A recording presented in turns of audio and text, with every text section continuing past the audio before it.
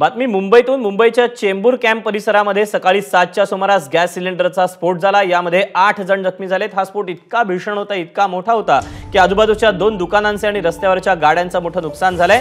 तर घरातील 7 जण आणि रस्त्यावरून जाणारी एक व्यक्ती जखमी झाले।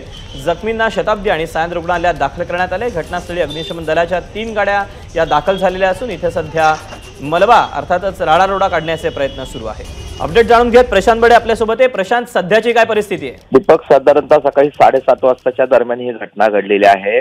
लिंबाची कुटुंब या ठिकाणी राहतं। त्यांच्या घरातील एक महिला ही सकाळी गॅस पेटवण्यासाठी त्या ठिकाणी गेली आणि अचानक त्या गॅसचा भीषण असा स्फोट झाला, ज्यामध्ये लिंबाच्या कुटुंबाची 7 लोक आणि रस्त्यावरून जाणारी 2 लोक अशी एकूण 9 जण या सगळ्या घटनेमध्ये जखमी झालेले आहेत। तर 2 दुकानं आणि एका घराचं प्रचंड मोठं नुकसान झालेलं आहे। ब्लास्ट इतका भीषण होता की आजूबाजूच्या ज्या गाड्या आहेत त्यांच्या देखील काचा फुटलेल्या आहेत, आजूबाजूच्या घरांच्या काचा फुटलेल्या आहेत।